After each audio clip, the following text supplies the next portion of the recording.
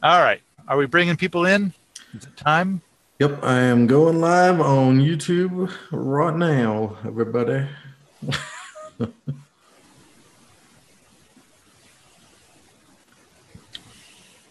Cool. All right, we are live. Welcome everybody to Permaculture Smackdown. This is episode 42, I think.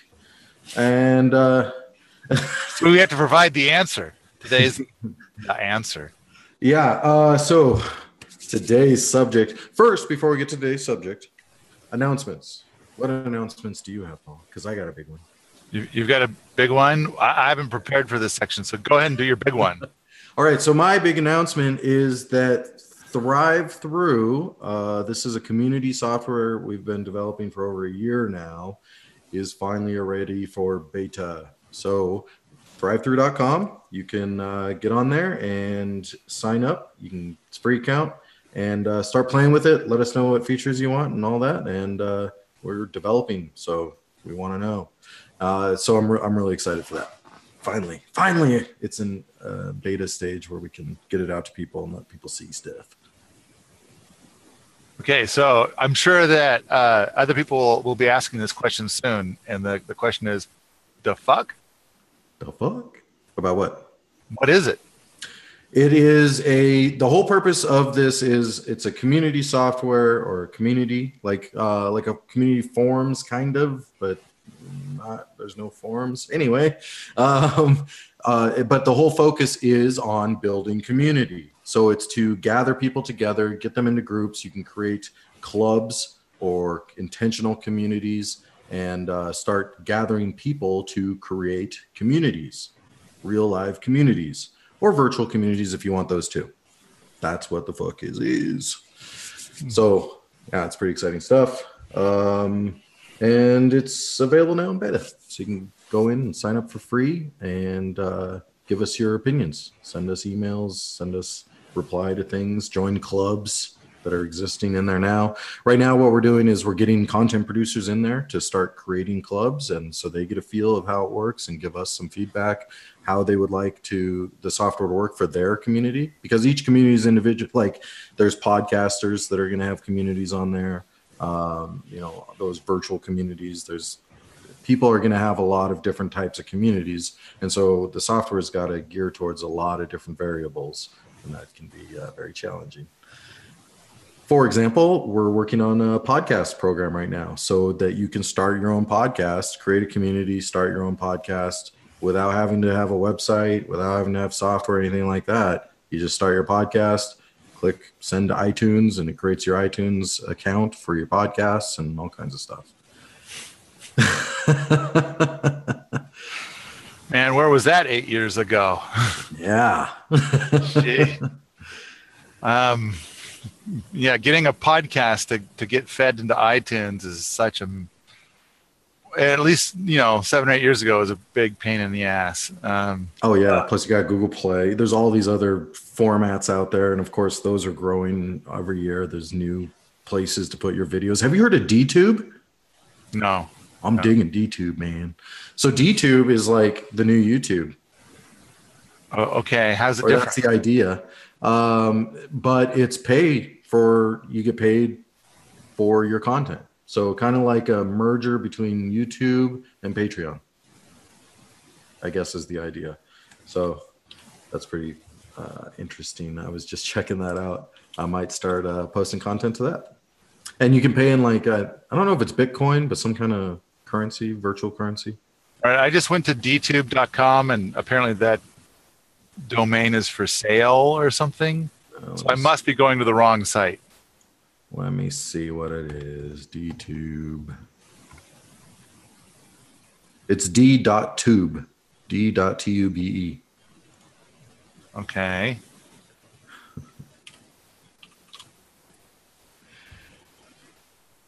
So like this person just got paid. You can see how much they made too for each video. Okay, so I just tried a second. So I tried d.tube.com. No, it's not. It's just d.tube.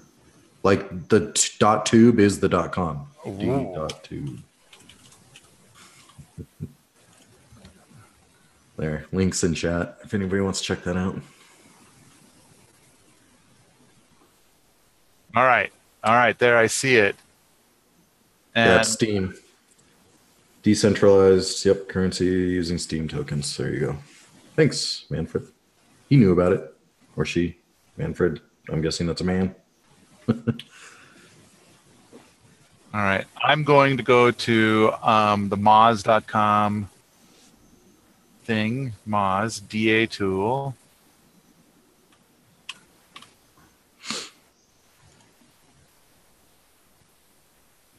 Loading results. So I'm asking Moz about what's the domain authority, which will give us an idea of like how big the site is. Right.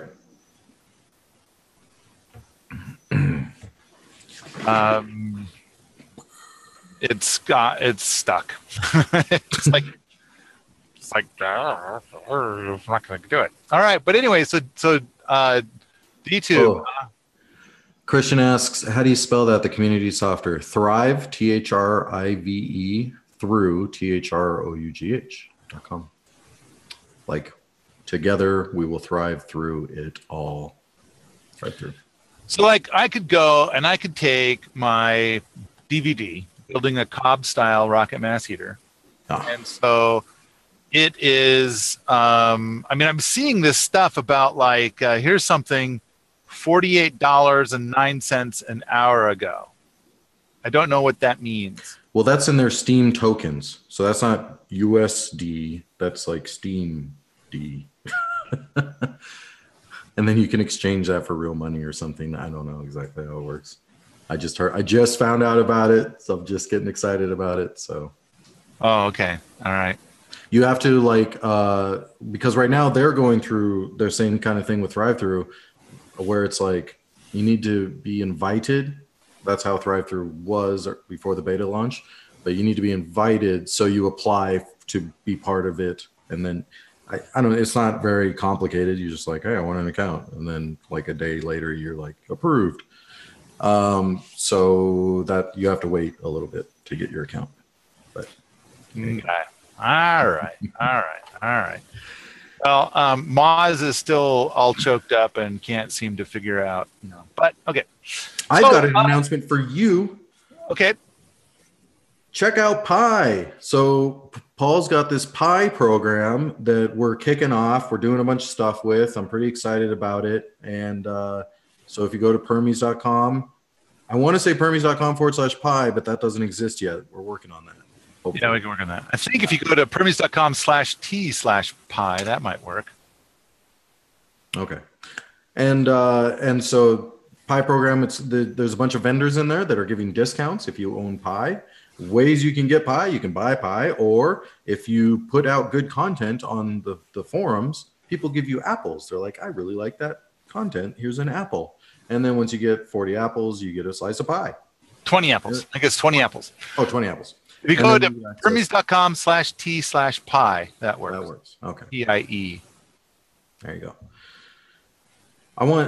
I put up a post in the, I was asking for just a /Pi with like a Pi dashboard. I think that'd be cool.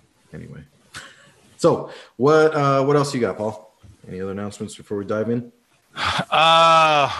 It seems like in the last week I have done a lot of work, and I was just kind of thinking about how a lot of people, it's like I'm working so hard. There's all this stuff that falls off every day that doesn't get done by anybody. And then of course there's always a parade of people every day that say, you should, spend a few hours a week doing this, or you should or, and it's kind of like, I don't know. I feel like I have to justify my my schedule. Like they want to look and see what all I'm doing and tell me what I could bump in favor of whatever they want me to do. And it's like, and I kind of feel like the thing I'm working really hard on for the last 5 years is that instead of like me doing these things, that instead I'm trying to set up a facility so there can be like online. It's not the Paul Wheaton show. It's the Permies community show. Yeah. And so I think we're seeing more and more of that. Like the daily-ish email is now going out pretty much daily. and it's not me doing it. And it's like there's all these other things going on at Permies, but you'll also notice we haven't done a book promotion in a while. That's because somebody hasn't stepped up to the plate on that one. And but at the meantime, I see a lot of the staff doing a lot of stuff every day. We have new features rolling out pretty much every other day. I mean, there's a lot of hard work going on to crank everything out, and then here at Wheaton Labs, then it's like, okay, how do we have 30 people living here year round? And so it's all the work is about that. In the last few days, I think we've gotten 3 new boots that have signed up. Four new boots. Nice. I think that we're coming up on the deadline. If you're going to come and do a work trade for the PDC and ATC, I'm not sure what the date is on that. But if you got to be showing up here in the next couple of days if you're going to be doing that work trade. So I think we do have some people that are showing up in the next couple of days. Anyway, so you're asking me, what do I know? It's like, I should have written something down to say for this part. No worries, man. Yeah, but there's gobs and gobs of stuff. Yeah, I got one in relation to the Pi program. We just added 2 new vendors to the Pi program that are offering discounts, and Stephen Harris's battery bank program is now on Permies, and Pi people get a big discount. Yeah, and we're going to announce that here in a couple of days. It seems like what we wanted to do was to clean up the primary Pi page, and then once which will probably be done later today. And so then probably tomorrow something will go out in the daily-ish. But if somebody went and bought a piece of Pi for $3 today, not only does it give you 1 month of additional features at Permies.com, which I think it's like 30 additional features, a lot of which are pretty computational intensive on our end. But you'll get all these, but you'll get a bunch of free items like videos and other things like ebooks, and you'll get discounts on stuff. And so I know that there's a couple of things in there, but one of them is Stephen Harris's How to Build a Home Battery Bank is 33% off, not 30% off, but 33% off. Because I remember the number was like how much you pay is like this weird number. It's like, okay, man. But that's a pretty significant discount. And I've watched all 3 of those videos, and they are really good. Very detailed. Yeah. Very detailed. All right, let's jump into today's topic. So about every year I get about 5, I'll say, people coming to me saying, hey, you're all about building communities. I've got 200 acres or whatever the acreage is. Come out and tell me how to do it. Let's do it. Let's build a community. And so that's what I want to talk about today. What it takes to build a community when you have the acreage. You have already got the acreage. I'm sure there's plenty of people out there that either inherit some acreage or they just have a bunch of property. All right. So there's 3 types of people that usually come to me with these questions. There is the uber rich, like they just have a ton of money. Yeah. There are people that are like, I got like a couple $100,000 I can dump into it. Like I sold my house or something to do this, whatever. Or I have like no money. I just inherited this piece of property and now I want to build a community on it. All right. In all 3 of those instances, including the uber rich, one of the big questions is, how do I make money here? Because first of all, if you're uber rich, you're definitely interested in that because that's how you got uber rich. You're interested in how you get return on your investment. If you are dumping like $200,000, that might be a big chunk of money for you. It is for me. And so you need to recoup that cost. And then if you have no money, you need money coming in so you can start a community because it takes a lot of money. Your thoughts so far? Oh man. I think my first thought is that I hate getting asked that because the moment I start to say anything, then the answer is always like, oh, wait, but I don't want to do any of that. I want to have all the good things, but I don't want to like pay money or like talk to people. You know, it's like the they so try to explain to them, you know, how they might go about doing what they ask, and then it's like they immediately make it impossible, or it's like they basically make it really clear that they're nothing but a fucking whiner and they will never accomplish anything in their lives, and I wish that they would just go away and leave me alone. And it's like, yeah, step one, learn how to solve problems. Like that whiny noise coming out of your pie hole. It's like, really, this isn't, you know. And then the next thing is like, well, how can I be sure of? And it's like, you can't. It's like somebody's got to gamble. And if you look around, you could go and check all over your property. You'll find that there's nobody else willing to gamble anything, mostly because there's nobody else there. There's gophers maybe and some deer. And they're not interested in community. They're kind of against it, really. I've got like lists upon lists of stories, but there's one thing that really comes to mind. And I don't know if I've shared this in the Permaculture Smackdown, but I know I've shared it on my podcast. And that is, there is this guy who lives over in the Seattle area. And I'm going to say that his name is Andy, which is not his real name. And so he has a little property. He's doing some permaculture stuff. He's really grooving on it. And but it's not big enough really to do community. He could, but it would be a little too intense. So he buys this other property that's like 7 acres. So I know it's not 200, but you know, he bought 7 acres. And it came with these 2 houses and this huge greenhouse connecting the 2 houses. And then there was like, I think a 3rd house actually. So 3 houses, and they were pretty big houses. So it's like, I don't know, like a total of maybe 9 bedrooms kind of a thing. So this guy loves permaculture, just loves it. And he's been to like, I don't know, 8 PDCs, something like that. Just to see, he keeps going to PDCs because he just loves them. He just loves the people. He loves the vibe you get when you're there and all that stuff. So he keeps going to these PDCs. And so he wants to have this permaculture community because, of course, permaculture is all about replacing petroleum with people. And this guy is a sweet man. He loves people. And permaculture people are the best. So why not have like this year-long PDC just going forever? So it's his dream, his fantasy.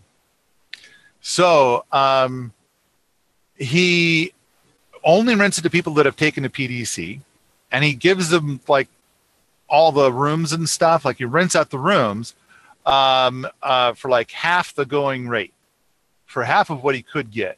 Wow. Because he's trying to entice because he thinks once you get all these wonderful permaculture people here, it's going to be paradise. There's going to be gardens and natural building, and all the things are just going to come together and happen. And it's like he'll stop by like every day just to visit with these wonderful, wonderful people. Right. And it's like, you know where this goes, don't you? Well, yeah, those people are lovely for 2 weeks. Yeah. Like at a PDC. So then basically, not only do they start commanding him to put in gardens for them and command. So basically the people moved in there and they just wanted the cheap rent. So they just want to keep doing their job, whatever their job is, but now their rent is cheap. Well, they want the same things as him, but not with, minus the work. Yeah. So then rather than working, then they put their time into like bullying this lovely man. And this guy is like, I'll yeah. So for a while, he fucking does it because he's a nice guy. He's like really sweet. Well, then they start, human nature, human psychology. They're like, the more we bully this guy, the more we get. And so now this guy, he's got a full-time job and he's running himself ragged at this place. And I think half the people that are there don't even have a job.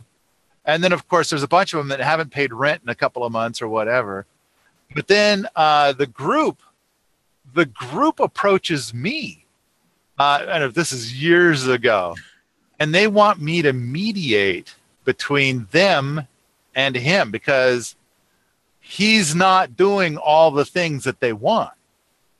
So they're seeing it like, this is my landlord. I'm paying my landlord to do things, and they need to get those things done. But way more than like fix the air conditioner. This is like plant the garden, do, crazy shit. This poor landlord. Yeah. Now, and of course, he didn't think that he was being a landlord. Right. He thought he was facilitating permaculture community. He thought it's just going to take off. All these people love permaculture. It's going to take off. So in the end, he evicted them all. Yeah. And Did it's he try like, it again? Was he like, I'll give it another shot with some different parameters? and it went almost the same way. All these people were really mean to him again. The new batch were, but then they got shown the door by the FBI, and it was a drug charge about marijuana in a state called Washington State. Have you heard of Washington State? Oh man, and he's in Washington because they got some pretty hardcore eviction laws, don't they? Like it's pretty hard to evict someone, isn't it? Not as bad as California. No, it's not. It's pretty standard. I think the key is that you can make claims about, like, I was evicted for the wrong reason. So all the landlord does is say, I'm evicting you for no reason. Here's your 30 days notice. There's no reason. And but anyway, it's complicated. It's a mess. It's weird. The thing is that there's a state law now saying you can smoke all the pot you want, but there's still a federal law that says no, you can't. Yeah.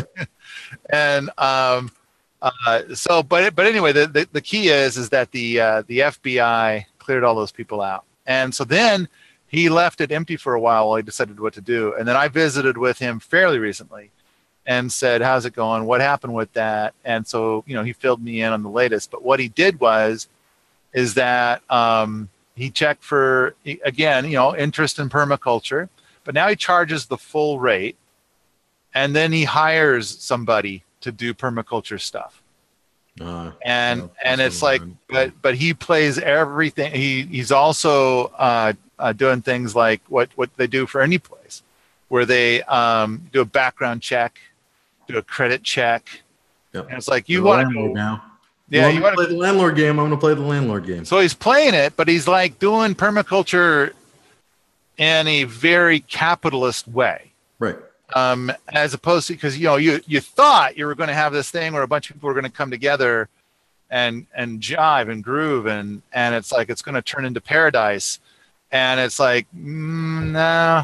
And that can be difficult because as a landlord, you don't want to be totally like buddy, friend with everybody. Like you want some distance. You want to be friends with them and friendly, but you don't want to be like getting drunk every night with the homies at the property because there can start a whole series of conflict, especially if you got to kick someone out. And now you got friendships in the mix. Right. It gets complicated, and it's like, well, I'm your friend now, right? Why do you charge me rent if I'm your friend? And it's like, well, why don't you like you're my friend? Why wouldn't you pay me rent? Yeah. So but I actually kind of like the idea of developing relationships, but I also understand, and I've written that big long essay called Breakfast with Spider-Man, and it's like, I get it that having a meal with me, 3 meals a day, I think would get wearing on most people. Yeah. And so usually what I do when there's a gathering at our place and we're feeding a bunch of people or whatever, is that first of all, I eat first. I get the food first.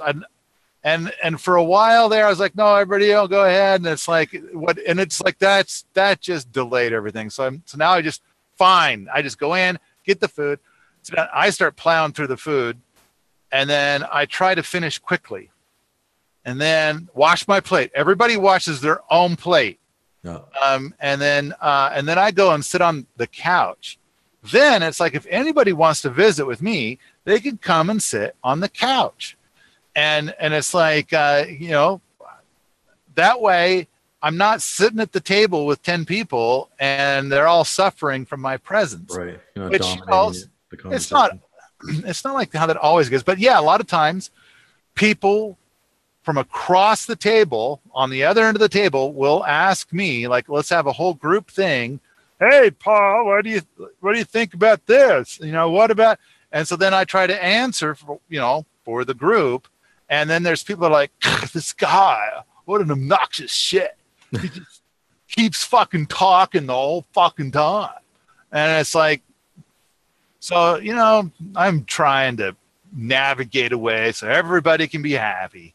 And it's like, all right, so I'm in my own fucking house. We're eating my fucking food. We're on my fucking property. But yeah, I'll pull myself out and go sit over there.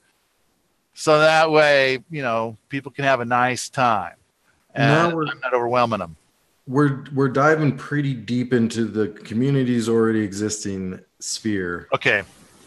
So you got 200 acres of raw land, or maybe you just have a house on that land, and you want to start a community. So the first thing I suggest is really looking into laws, because oftentimes that can be a big hindrance, is the laws in your county, your state, the federal government.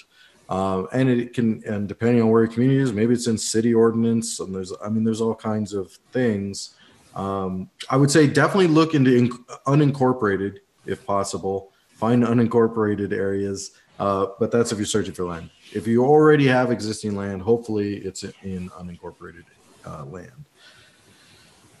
So that's a big one, and the laws. The more laws there are against you, the more costly it's going to be too. That's the other thing. So it's more money that it's going to cost to get your property to the standards of the law.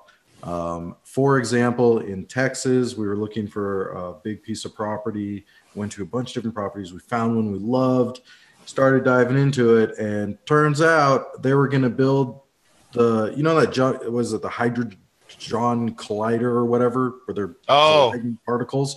They were going to build one of these in this place in Texas. And so the county put in all these freaking laws because this hydrogen collider thing might come.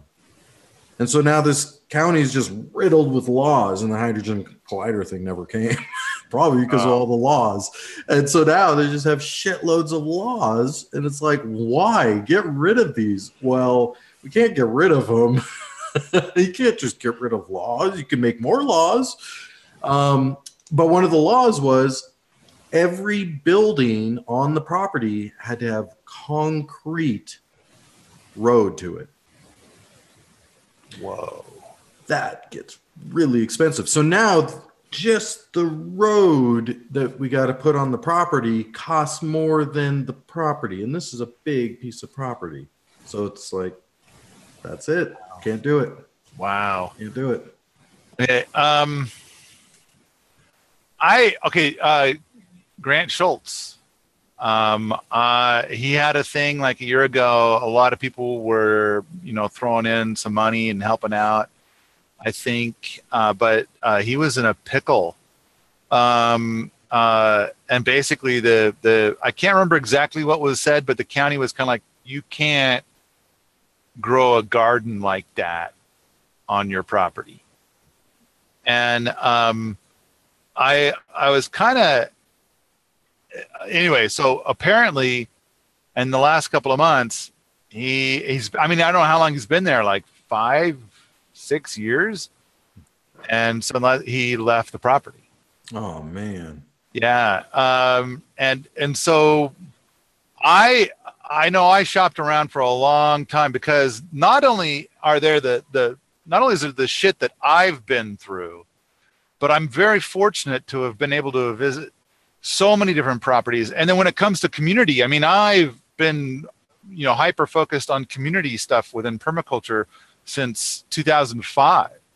And so that's why I was approached to mediate, is because I served on a community incubator board.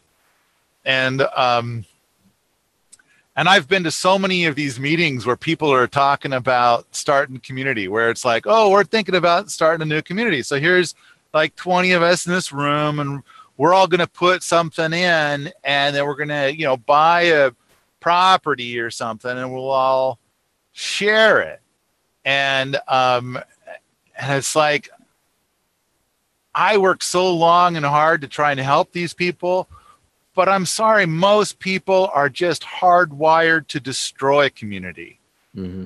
And it's like, it's so rare to find people that will build community. And in fact, I wrote a thing a few weeks ago. I don't know if you read it. I was calling it like the squishy math of community.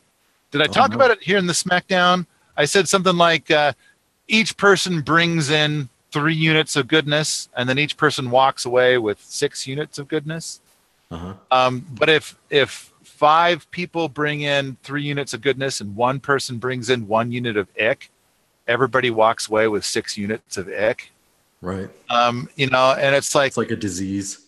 Moral of the story is that it's really easy to destroy community, and it's almost as easy to build community. And it's like, but you just got to have just a tiny bit of give a shit and a tiny bit of effort to like just choose to like, okay, I've got a concern, I want to bring it up. And so it's, there's a way to bring up a concern, as opposed to, you all are a bunch of dumb fucks. You're so fucking stupid. I can't believe, whatever. I find that usually the ick is in the form of back talk. Like, instead of just confronting the person or and talking to them about the issues they're having, they're just back talking with other people, and then that gets crazy. And then that person has some kind of issue, and now they're just piling up these issues, and nothing's getting addressed because nobody bothers to talk to the person that's having the issue they're having the issue with and resolve it. So there's a lot of that, but even more than that, it's like like, let's say I'm going to pick Manfred. We were just talking about Manfred. Hey, Josiah, have you noticed Manfred? Like, I think he's been stealing Oreos. Has he stole your Oreos? I think he's been stealing my Oreos. And so you're right. So now we're talking about it. Manfred has no idea. Yeah. And now, but here's the important point. Here's the most important thing right now. Is here I am. Hey, Josiah. Manfred. Manfred. Man. Manfred. Oh yeah. And here's what the bigger problem is milk, and milk's been missing. The bigger problem is it's like, dude, I mean, here's what you should do. Here's what I want you to do to build community instead of participate in the destruction of community. Is I want you to say, dude, you gotta confront Manfred, man. You gotta. In fact, you know what? I'll give you 20 minutes, and if you don't, I will, because otherwise, this is going to rip apart my community. I mean, when I say mine, I mean like it's mine. You're about to drop a steamer on what I love, so I want to ask you not to do that, okay? Be respectful, be decent, and because you make community out of decency and being respectful. I think it's cool to check in with me to see if verify that there's a real problem, maybe, before raising it. But whoa, hey, man, don't be dropping a steamer on what I love. Why that usually doesn't happen is because those people, I think, will find an opportune moment and person for the conversation. So they have a problem, like they're brewing over these freaking Oreos, and then they see Manfred do something that someone else might see as a conflict, Maybe they don't, but I can make them think there's a conflict there, or get them to on my side of the team, because there's got to be sides for some reason. And so then they approach them. This person might be in the mood of, God damn it, Manfred, you stole my fork, or whatever it is. And the Oreo guy's like, that freaking Manfred, man, he's stealing my Oreos, and I see he's stealing your forks, and that's how that builds up. And then the fork guy is not going to go, you need to talk to Manfred about that. He's going to go, yeah, that fucker stole my fork and your Oreo. What a piece of shit. Let's shoot him in the head. Yeah. Meanwhile, which I think is an important thing. And I think for community, and we're getting way off topic, granted, but I think for community, a big thing is small disrespects universally grow into large disrespects. Yeah. And disrespect is a cancer on community. And it's like you got to keep it decent at all times. Now, okay, your question is 200 acres, what do I do? Yeah. And there's the old school approach. Like, I'm going to go and find 20 other people. Yeah, Josh says read Animal Farm. Yeah. Just read Animal Farm, and then you'll know. Two legs are better. 4 legs are good, but two's better. Yeah. All right. So anyway, I felt like the horse. I will work harder, and it's like eventually I got cervical radiculopathy. I don't think that was the horse. Doing the horse is not necessarily a good idea. Okay. Somebody's got 200 acres, and it's like what they normally do is they say, I'm going to go find some people, bring them together, and we'll find a way to make it work. And there's lots of reasons for people to build communities. There's tons of why people build communities. And that can have an effect on how you do your community. But just putting that out there, there's a shitload of reasons to build community that people have. So it becomes very difficult for someone to say, this is the process. Because it might be, this is the process that works and is proven for this kind of community. Anyway. Okay. All right. Now, setting aside, what are you going to do permaculturally for 200 acres? And your question is how do you build community? You got your 200 acres. You want to put your thing together. And I guess what I want to do is I want to say that there's the conventional route. And there's a couple of issues with the conventional route. First of all, it's been proven to have a 90% failure rate.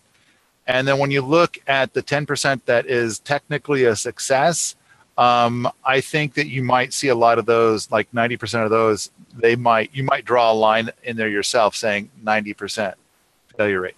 So, by going down the conventional route, 1% success rate. And it's kind of like, wow, that is some serious pain, because it's like you go out and you lay out the money for the property, you work your ass off, but then on top of that, you are just pounded with drama. Mm-hmm. And, if anybody doesn't believe you're pounded with drama, I'm a fairly public figure. You can kind of get an idea of what I've gotten to experience. It's on the internet. You'll see.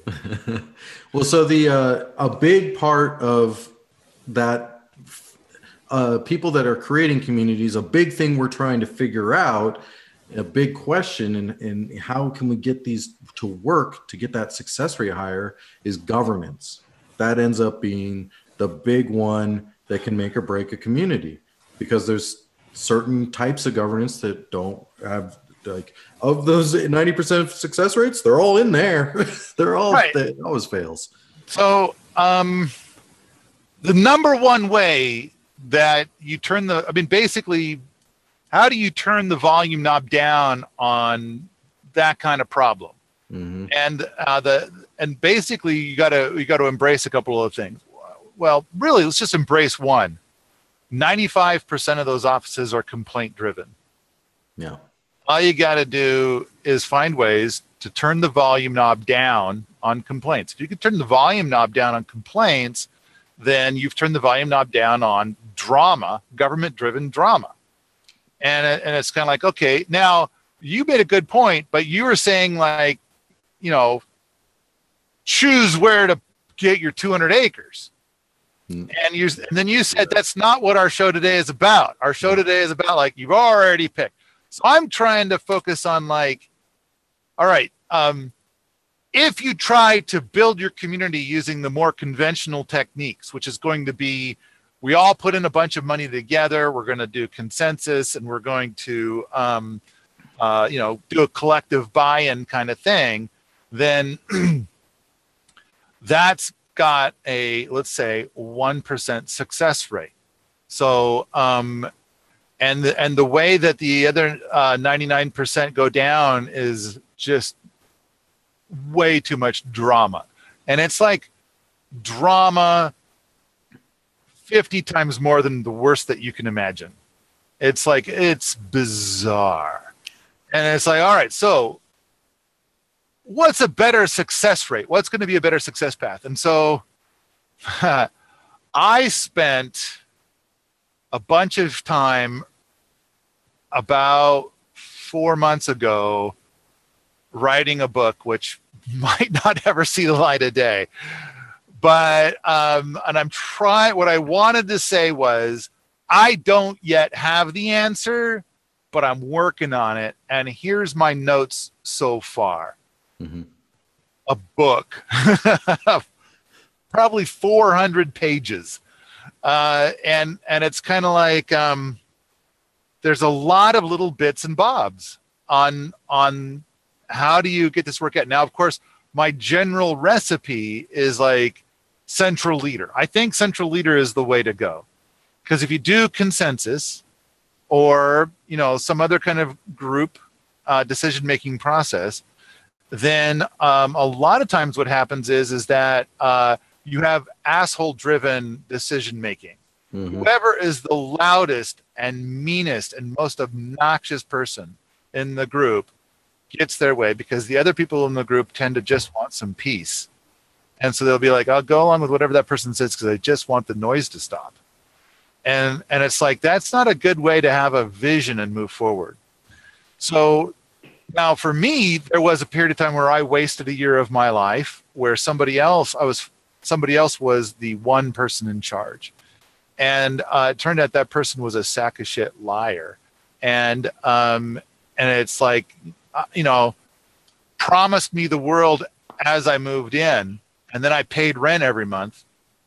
And then when the time came to build my hookah culture, they said, you can't. Everybody knows a garden has to be on flat ground. And it's like, but I told you about this when I moved in. No, you didn't. And then fortunately there was a guy that was already living there, and he heard the whole conversation. He says, he totally said it was okay. But it's like the guy in charge is like, I don't care. And so it's like, I changed my mind.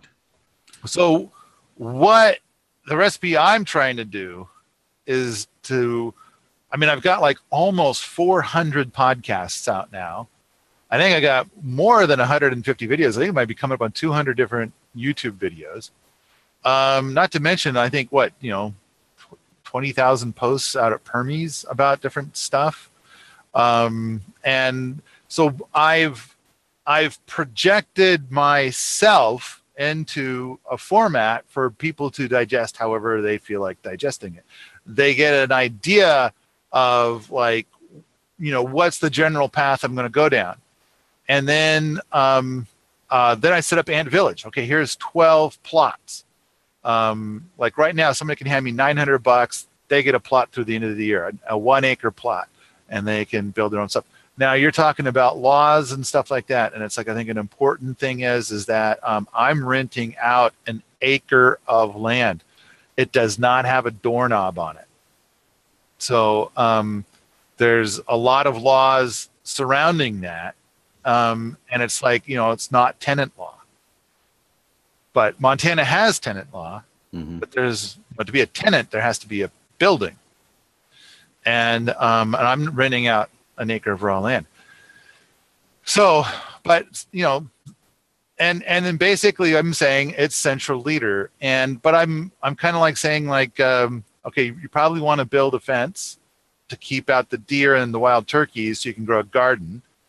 And then you're going to want to build some kind of structure. And I have some requirements about natural building here. So it's like, and then of course I don't sell land, I rent it. And it's like, and it has to be rented because then if somebody behaves poorly, I can send them down the road. If you're into a buy-in situation where it's like everybody owns the land equally, then somebody behaves poorly, then usually you'll go to the consensus system, and it could take like a year and a half to get somebody out. In the meantime, what kind of hostility might they be, doing to everybody else? Would they be like, are a lot of, in fact, here's another great story. Crabtree Farm over in Washington. They made all their decisions based on consensus. And basically there was this guy there named Aaron who everybody basically trusted. He was a smart guy. And so for years, they were getting shit done. They had a big business and big gardens, big everything, a big orchard, big stuff, natural building, lots of cool stuff. And then after a couple of years, one woman said, this is consensus based and I don't want to follow Aaron anymore. And so then she started blocking using consensus, drove away everybody else. So only this one woman was left. And then there is another board that oversaw the land that was also a consensus-based organization, and they evicted that woman. And so then Joss and I were invited to come there, and it was like this new couple had just moved in. Apparently the property had been vacant for 8 months. Like nobody was there. Wow. So it's kind of like, these lessons are so important. And it's kind of like, all right, I'm experimenting, and I'm experimenting on human beings, which sounds bad, but they're volunteers. But it's kind of like, let's try this. I mean, Central Leader has been proven to work in hundreds of thousands of scenarios. Every company, pretty much every company, most companies are Central Leader. And when it comes to people living with each other, you can go to an old folks home. And there'll be a director, a guy that manages the place, and there'll be like 50 employees. Yeah. And, and somehow these people don't stab each other. It's working out pretty good. And there'll be people in the community that hate each other's guts. And it's like, but if they hated each other's guts and they were inside of a community that was a consensus-based community, then they might try to like fuck each other up using the consensus process. I think just to clarify real quick, so there are people out there that might not know what consensus is.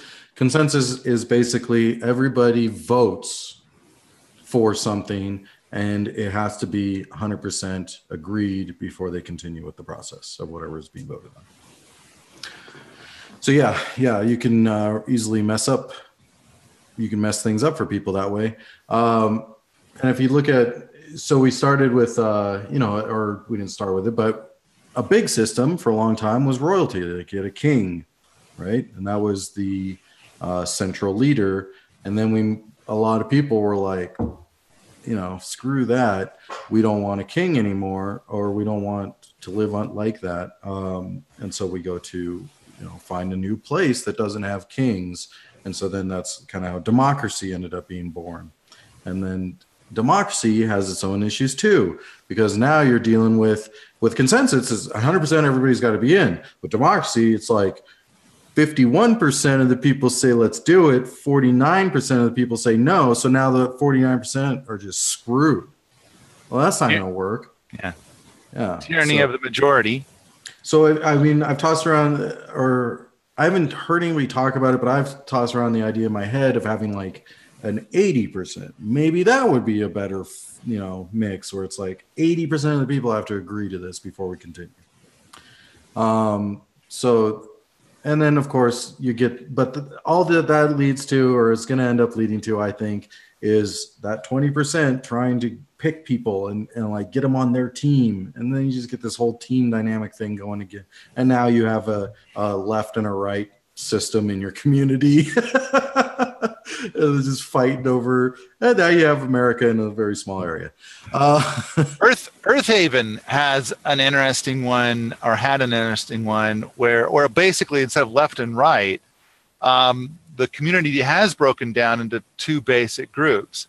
And it's like one group loves the community and wants to grow it. They want to improve the road. They want to have a community house, and they want to do all these projects and stuff like that. And then the other group also loves the community exactly as it is. Right. And it's like, no. In fact, let's like, have less of all those things. Let everything go wild. And, we'll have to maintain a trail up to our property. And it's like, you can't really bring cars in. And so you want to get up to my house, you've got to ford 2 creeks. Don't build a bridge that encourages people to come here. So, and basically the whole community is divided 50-50 in this respect. Now this is a long time ago, and they've come up with new ways. But I remember there was one gal that taught permaculture, and somebody said that on their little plot they wanted to put in a new well, and this woman said, "No, you can't. That would be like puncturing the skin of Mother Earth." Mm-hmm. And it's like, so she blocked, and they couldn't put in a well. But there's Earth Haven. Of course, because Diana Leaf Christian lives there, and she's the premier writer, and she's shared some of these stories. Just so amazing, so profound. So there you go. There it is. This is Diana Leaf Christian. She wrote this book. It's Creating Life Together, Practical Tools to Grow Eco-Villages and Intentional Communities. So if you're thinking about starting a community, I do suggest you read her stuff. And it's outdated, I'd say. There's new things out there. Well, she's got to do her book, too. Oh, yeah. But wasn't that an older? No, it is a newer book. Yeah, it's about finding community. Finding community. So the title, I think, is a little funny because it's kind of like, it sounds like you're going to try and get pregnant or something. Right. So what I'll do is, or like Frankenstein. We can create a life together. Just me and Igor, like super glue. Okay, so in the chat, guys, for those that are Patreon supporters of Paul Wheaton's, or students of Perma Ethos, or customers of Thrive Through now, you get special access to our behind the scenes stuff. So we're chatting with a bunch of people that are supporters of us, and they're talking about things, and we answer their questions and stuff. But anyway, I just put the link to that book in the chat for there, and then I'll put the Finding Community one in there too, for everybody that's looking for that book. So Finding Community is more about looking for those people that already have the community set up. They started a community, and you want to find the right one, whereas Creating Life Together is about building a community. But they're both very good books to read, and will give you a lot of things to think about that you probably would have not thought about. Now, okay, so you got your property, you've looked at the laws, and you've decided this is feasible. It's not going to cost me too much, and the risk isn't so much so that it will kill you. Because like Paul was saying, there's a good chance it's going to fail. It's probably going to fail. And you might have to try multiple iterations of this to get a community going that works. And so be prepared for that. Understand that when you're creating this, financially, you have other ways of getting out of it if you have to. I think that's important. So at the moment, I like the general ant village model. And like, if nothing else, there's a lot of farmers out there, and then they hire people to come work on their farm, and they sometimes will provide some housing. Mm-hmm. If you want an example, read Cider House Rules. Joel Salatin's a great example. Oh yeah, and yeah, he's got a lot of good books out on that space. But it's kind of like, okay, so then there's that. But then, of course, the thing is that when fall rolls around, get the fuck off my land. Right. Clear it all out. And I know I worked when I was a young man, like from 16 until 22, I worked on a lot of different farms. And so basically what these guys did is they worked like March through October, and then then it was hunting season, and then they went on unemployment, and they basically got paid until the work started again in March. They just went hunting for 3 months. So it was like the ultimate, to them, it was the ultimate job. But the thing is, they had to clear off the land. They couldn't stay there. And it's kind of like, I think that, permaculture is a perennial system. And I kind of feel like if you really want to see permaculture work, a person has to have ownership of whatever it is that they're doing and building and stuff like that. And so I kind of wonder if you have 200 acres and you say, yeah, I'm willing to rent this out, but you gotta there's a couple of things that have to happen. I mean, first of all, you gotta somehow express like what your values are. Mm-hmm. Both like, no, don't be spraying the fucking Roundup. And no, you can't be, using that toxic gick here on my land.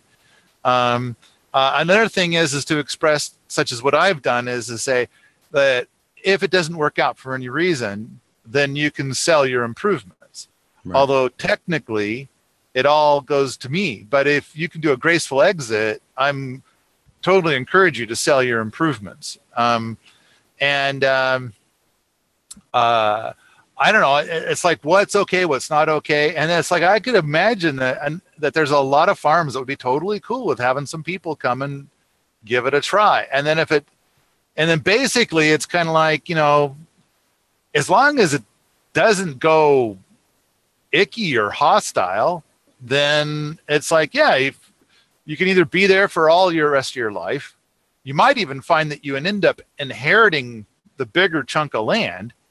Or it's like, oh, it didn't work out for whatever reason. And which it's easy to get along with somebody if you only see them once a month, a lot easier to get along with them. Yeah. But yeah, it's like if they said don't use Roundup, and then you're busted spraying Roundup all over a bunch of stuff, it's like you got to kind of expect that that ended the relationship. You made a choice. Yeah. You made it. It's like if you did something that clearly violated the rules, it's like, and I guess it's up to the landowner. Like, okay, are we going to talk about it? Or am I just going to kick you out? Because that's like, I don't want anybody living here who thinks Roundup is awesome. Kind of a thing. So the important part of talking about like the different governance systems, rules that you have in place for your community is to really think them out and establish these, I think, as much as you can before the community shows up, before the people start showing up, so that you're getting people that want to be there, like they understand what your desire is of this community and they are on board with that as much as possible. And B, they have a clear understanding of how things are expected to work. And they have a clear understanding of if things don't work as expected, what's the process for making that change? And does that work for me? Yeah. And that would be all part of your governance. So one idea that I have for a type of community would be to have parcels of a piece of property, and you got like to become a member, you submit your business plan. What's your business plan on this piece of property? What are you going to be doing on the property to make money? Because we need you to be making money, even if it's selling. Maybe your clients are all people that are within the community, but you got to understand this is the demographic. Show me the business plan. How are you going to make money at this and be able to be self-sufficient on this property, or sufficient enough that you can rely on as much as possible, hopefully 100%, the community itself for working with other things. For example, maybe you want to do chickens, right? So your business plan is I'm going to do pastured poultry, and on my 5 acres or whatever I get in this piece of property, or maybe on the community property within the community. So that'd be like the shared property that all the community gets to use for farming or whatever. I'm going to do pastured poultry, just Joel Salatin style pastured poultry. And then the feed I'm going to get is from, I see that already in your community, you have someone that grows wheat or whatever. This is where I'm going to gather the feed for it. And I would, I'm going to be much more accepting of businesses that are going to be utilizing resources that are already within the community than businesses that are having to rely on a lot of outside exports. And it also depends on the type of community, because I might have a community where I don't want outsiders coming in. So businesses that are coming to my property, or people that are going to live on my property with their businesses, can't rely on their business to have outsiders coming in, because I just don't accept outsiders coming in like that. That might be my property, or my property might be, yeah, let the world see my community. I want everybody to see it and everything about it. So business plans are great that attract people, because they're going to be attracted to that, and they get to see all the other stuff that our community does. Depends on the type. And if you do that, then of course we go back about 45 minutes on this Smackdown, where we talked about that's how you bring in the people that call the government. And, and yeah, so be very careful. Yeah. And it's like, you might be doing nothing wrong. Everything is perfect, but the complaint was filed, and now here comes the process. And I mean, like, there's that story about Joel Salatin. First of all, Joel Salatin likes to put signs around his property that say, "Trespassers will be impressed." Right. And then at the same time, he got called on the carpet by the Department of Making You Sad. And apparently some woman drove by a field full of cows and stopped. And the cows came over and looked at her. So she called up the Department of Making You Sad and reported that these cows are obviously being abused because they're looking at her. And so apparently Joel spent 3 days defending his practices to regulators. I think Joel's been in the Supreme Court. Didn't he go to the Supreme Court for something? He went. I thought Wendell Berry did. I don't know if Joel did. Or maybe in front of Congress. Maybe he talked in front of Congress. I can't remember. Joel's gotten involved with a lot of government stuff. Like, he's been thrown into a lot of government stuff because he's so popular and so famous for what he does. And so if you're gonna be the Rajneeshis, you're gonna be pretty popular, or whatever. You know, you're bringing in a lot of good, and you're gonna bring in a lot of bad too. So. You know, it's. I was thinking about the Rajneeshi thing. One thing we didn't mention last week was, the United States is founded on freedom of religion, or freedom of speech, and of course, I don't think we've ever even contemplated: are you allowed to think whatever the fuck you want to think? Right. Freedom of thought, and it's kind of like, but it'll come. The thing out of the whole Rajneeshi thing, now granted that Sheila should have been incarcerated and possibly strung up, who knows? That's a whole different, but it's like the thing that pissed me off the most as it was going down was the little town next to them that were just showering the Rajneeshis with hate. And it's like, because they insisted that the Rajneeshis behave the way that they behave. It's like, I will only allow you to live your life the way I tell you to live your life. Not even the way I live my life, only the way I tell you. And if you won't, I will do everything in my power to fuck up your shit. So I just wanted to express freedom of religion. And so it's all right. Now we're talking about community, which kind of is like what the Rajneeshis were trying to do. And they had a bad egg, but still the whole fucking community was run off from their private property. Even though 99% of those people probably never did anything wrong ever. Oh, but also they wouldn't allow anybody into their property unless they were going to become Rajneeshi. Now, but who they did let in was media. They let media come in. And that was the end. Yeah. And that was the end, right? No, the end was they let the federal government come in. That ended it. There you go. Yeah. I think dealing with outside community, that's another thing you're going to want to think about, is who's in your community, how accepting they're going to be of a community being in their community, and how big of berms you can put around your whole piece of property so that people can't see in. There's a lot to think about in that space. Oh man, I got like thousands of more things to talk about, and we're out of time. Yeah.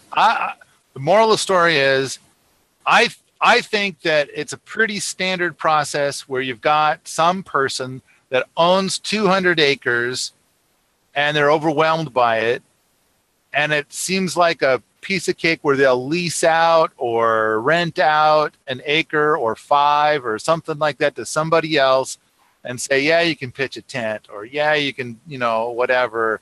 And yeah, you can grow your market garden. Sure, that'd be cool. And it's like, next thing you know, they might have like maybe a dozen different plots like that. And I think that that's wonderful. Of course, there's laws and stuff, and you got to be working within those. But basically, if somebody has set something up in such a way that it's like you rented it out for a market garden, and you haven't even looked at the property in 5 years, and it turns out they built a little shelter there, have you done anything really wrong? I guess you're still responsible for it. But I think that when you're asking, like, how do you get this going? And it's like, I think right now that's the simplest and most effective recipe. Now, and then of course, the best thing to add to that is that whoever owns the land needs to have some way to be able to project their values, whether it's a collection of documents or whatever. But basically, when I went into that situation and things went south, then I wished, I was kind of thinking, like, how could I have avoided this? How could I have, because I wasted a year of my life there. And it's like, how could I have avoided this? How could I have gone someplace where it would have worked out? And it's like, I would have needed to know more about them before I got there, like a lot more. I needed to know what their values are. Now, even taking that a step further, it's like there needs to be some sort of evaluation system. So it's kind of like, here I am, you can see who I am, and I'm talking to you on the Smackdown.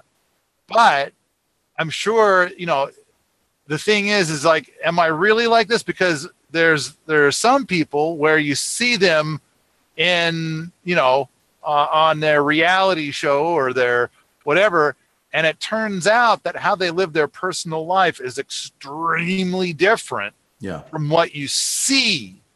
And so, and I'm thinking of a couple right now, this with a YouTube channel. I bet you know who I'm talking about. I'm thinking about you. Thinking about marijuana. You don't want marijuana on your property, right? True. That's true. Yeah. You want tobacco? And a lot of people in our community would think marijuana is great. Who wouldn't want marijuana on their property? All would not. So that's an important reason to be very upfront with what you expect, what your values are.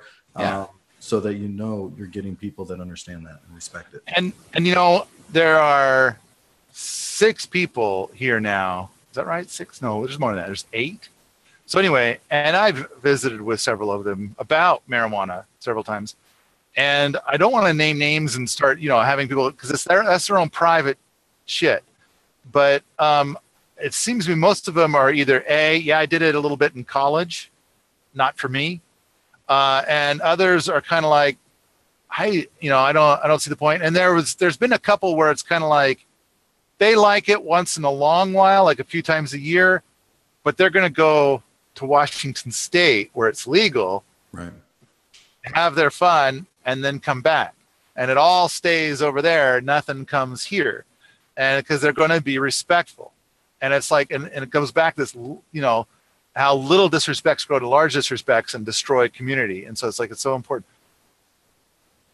Today, the big show was how you got land already. You don't get to change the land. This is the land. This is it. Well, what do? I think you got to be the person in charge. This is my land, and I will rent out chunks. Here are my values.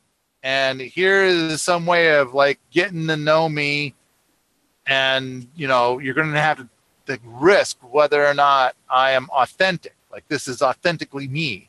But it should give you some ideas of what my values are, so you'll know what's okay or not okay. Then the next thing is that if you think you want to do something and it might piss me off, then the respectful thing to do is to ask me and to talk to me about it. But if you know when you arrive that the gate is closed and will stay closed and locked, then when you arrive, you can't really bitch about how the gate's always fucking locked. It's like you knew that when you arrived. And if you think that having the gate locked is a bad idea, don't move here. So anyway, yeah, projecting the values, projecting like, here's where we're at, here's what's cool, here's what's not cool, here's, that kind of a thing. And then you also got an idea what your neighbors are going to be like. And because it's precarious, because the one guy or the one person that owns the land could kick you off, then you know that your neighbors are going to be decent, or at least decent by these standards, decent by this person's standards. Because if they're not, and then, if they're annoying the fuck out of you, you can go and say, this person's annoying the fuck out of me. It's like, I have to say, and I think this is a legit thing to say. If you like them and they're going to stay, I have to go. This is poison for me. It's like, it doesn't work. So, and then the person in charge has to decide which person do they want to keep. Yep. Oh, there you go. I think that there's the answer. Now, of course, 99% of the people are going to then, who have 200 acres, and you tell this to them, they're going to say, that won't work for me because of crazy, stupid, crazy. And it's like, all right, man, whatever you choose. But if we're gonna ask the question, there's my answer. Yeah, my answer is very similar. Things that I am very much pondering for my community is holacracy as a governance. Like, I'm really interested in holacracy and seeing how that would work in a community. I also, when I run a community, I want that community to be run like a business. Like, I want to think of it, and I want the customers that are coming to my community to think of it as a business, because it's got to be successful. Some resources to check out. We talked about Creating Life Together, and her other book, Finding Community, if you're looking for a community. This is another great book to look into. That's Permaculture Designer's Manual by Mr. Bill Mollison. And the reason I bring that up is design, which is another thing I wanted to get to today, but we didn't talk about, is just like permaculture, design is super important. In community, design is super important. Now, understand that you're dealing with a much more complex system with humans when you're trying to design how they're going to live in a community. So expect failures and try to design for failure. So there's your designs. And then this is just a good book if someone's looking for property. And this is a book called Finding and Buying Your Place in the Country by Les Shear. Something to check out. He's an attorney. And that's because of those laws. The laws will get you. That's how people can really get you, is laws. Make sure, and that's why it's good to have attorneys that deal with this kind of stuff that you consult with, because they're like, it turns out they can get you for your mineral rights. Like, they can kick you off your own land because of mineral rights, or they found an arrowhead because your land is like pretty close to this Native American stuff, and if they find an arrowhead, your whole community's got to go. Things like that, crazy stuff. I think about 20% of the time they're going to get you based on fiction. They're going to make up a law. Yep, they'll throw an arrowhead onto your and they're going to say, well, not even that. It's going to be more like, we command you to do a thing which we legally can't do, but because we're doing enough saber rattling and stuff, you might just, go for it. You might just do it anyway, because we commanded you to, and we've got all these official signatures and stuff like that. And so I think it's important to be savvy enough to be able to turn to those people and say, you can't legally ask me to do that. That's harassment. And so now I've recorded it, and now I'm keeping track.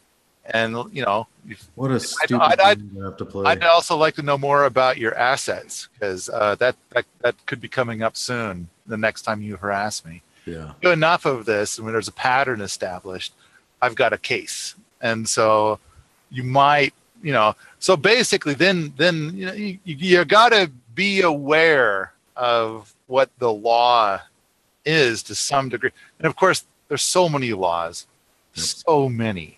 Oh yeah. So anyway, all right. So many that you break one every day, right? I think that's the general consensus. Like, every day, everybody here in the United States breaks a law.